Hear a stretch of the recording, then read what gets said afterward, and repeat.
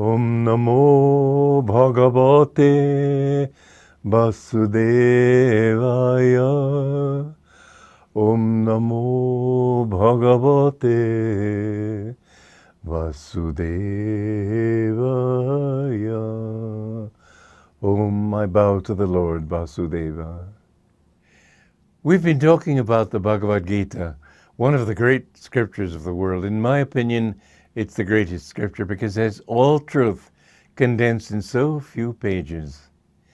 And last time I was talking about the importance of the Guru. The Bhagavad Gita is a colloquy, a dialogue between Krishna, who is the divine Guru and also the representative of God, and the disciple, Arjuna. And how does the Guru represent God? I remember when I met my Guru, Paramhansa Yogananda, he asked me to give him my unconditional obedience. Well, I was desperate to be accepted. I really didn't see anything in life. I had tried so hard to improve myself, to reach perfection. I found that it was like washing a dirty shirt. You try to get a bubble that's in the shirt underwater and it just moves somewhere else. So I'd concentrate on one fault, and my energy being removed from another fault, that fault would come up. And I realized I needed help. I think that that happens to everybody, but it must happen before they will seek a guru. When they realize that I need help, I can't get it on my own, then they understand the need for a guru. The guru's purpose is not just to teach you. There are some gurus who are monis, they call them in India. Moni is somebody who never speaks. How can he presume to be a guru if he never speaks? The point is, it's all, mind you, truth is one. There's nothing sectarian in true religion. And what Krishna taught, Jesus taught. What Jesus taught, Buddha taught. All truths are one. They give different emphases to the truth, depending on the needs of the times in which they're living. But in the Bible, in the Gospel of St. John, it says, to all those who received him, to them gave he power to become the sons of God. And receiving doesn't mean, most Christians think it just means, well, I believe in him. Belief has been made the essence of being a true Christian. Well, people used to believe that the world is flat. That didn't make it flat, did it? The beliefs that you hold are not necessarily true. I can believe in you, but until you've proved yourself to me through testing, I can't say that I have faith in you. And so faith comes from experience. And faith is what the Bible is really talking about. It's what Jesus was talking about. And it's what Krishna also was bringing to Arjuna and to the world. But that, the need for the Guru, I can say this now. I have been a disciple of Paramhansa Yogananda for nearly 61 years now. And I can say that what I have really gained from him is attuning myself to his consciousness. It's very interesting how you don't lose your individuality. When I met him and he said, will you give me your unconditional obedience? I was, as I said, desperate, but I said that I wanted to be honest. I said, what if I think you're wrong? And he said, I will never ask anything of you that God himself doesn't tell me to ask you. And I found that it was so.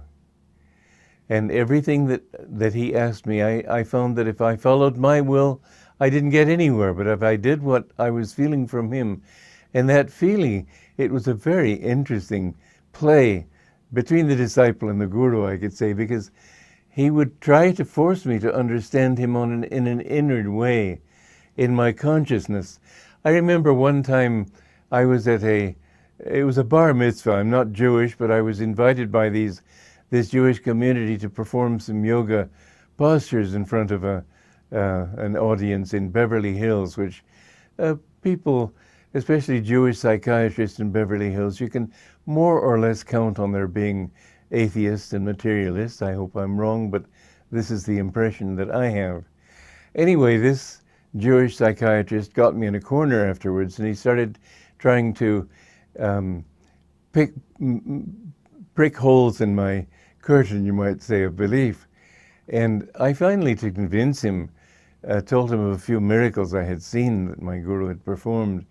And of course, all he thought was, well, I have an opening at 10 o'clock on Wednesday morning, maybe I can see this patient then. But when I saw my guru 2 or 3 days later, he used to invite me to help serve lunch to guests and then perform some yoga postures. And after the guests left, then we'd often sit and talk. And he said, by the way, when you're with atheistic people, don't talk about miracles. I said, you knew? He said, I know every thought you think. Now, far from being embarrassed by that, I was very grateful for it, because then he could correct me. And I found that again and again, if I had a wrong thought, or if it wasn't an adequate thought, or if it was a thought that was directed perhaps not quite in the best way, he would remind me of it. I remember one time somebody had told me that he had been thinking of Yogananda, and suddenly his consciousness was so changed that he couldn't even feel his body. And I thought, that's for me. And so I began trying very hard to think of Yogananda's presence. And when I saw Yogananda, he said, are you up to some mischief, Walter? I said, no, sir, it didn't seem like mischief to me. Are you sure you're not up to some kind of mischief? And then he lovingly, but he said, all right, Walter, goodbye. He was going indoors, but I understood what he meant. I shouldn't be wanting these things, wanting attunement with him for any kind of experience. But attunement with the Guru, you find your thoughts guided. I have seen again and again in my life, somebody will ask me a question, and it's very interesting because sometimes I say, well, I don't know the answer. And the moment I say I don't know, I do know. And that knowledge comes from above. That knowledge comes from when I'm relaxed and say, well, I can't, so I just offer it to him. And then suddenly there it is. I've seen him give answers to every need, every question that I have had. The attunement with the Guru, you see, the ego is the thing that we want to get out of. As long as I think, because God made this ego, it's a delusion. It's all God playing this show. But because we have created this bundle of self-definitions that we have, that I'm rich, I'm poor, I'm American, I'm Indian, I'm a man, I'm a woman, I'm old, I'm young, all the different things that we have that go to make up our personalities. I'm an artist, I'm a banker, and so on. We must get rid of that thought and realize that it's God playing this whole show through us. And the ego resists that thought. And you can never get rid of the ego just by willpower. There's a story Yogananda told me about a man who was being bothered by a demon. And he looked in the scriptures and found that there was a mantra there to say when you're being bothered by a demon. So he took some powder and said this mantra into the powder, you might say, and then threw the powder on the demon. It's a story, so don't take it seriously, but the lesson is serious. And the demon laughed. He said, before you could even say your mantra into that powder, I got into the powder myself, so how could it affect me? So you see what is meant here is that the ego is already infected with the very delusions that you want to get rid of. You can't do it on your own.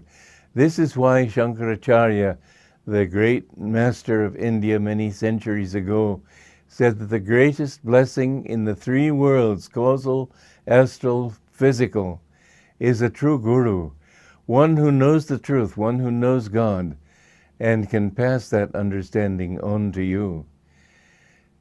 Those who received him, to them gave he power to become the sons of God. It's that word power that you must keep in mind. When you're attuned with the Guru, you begin to get the power to understand that this ego is not my true self. And the worldly person will say, but I want to be the one doing it. Okay, but you won't do nearly so good a job. I've done many things in my life. I've written over 100 books. I've composed over 400 pieces of music. I've founded 8 communities. I've given thousands of lectures in many languages. And many people say that they're astounded at what I've done. But the truth is I haven't done any of it. I have allowed him to do it through me. You will find that if you allow God to work through you, there isn't any limit to what you can accomplish. Joy to you.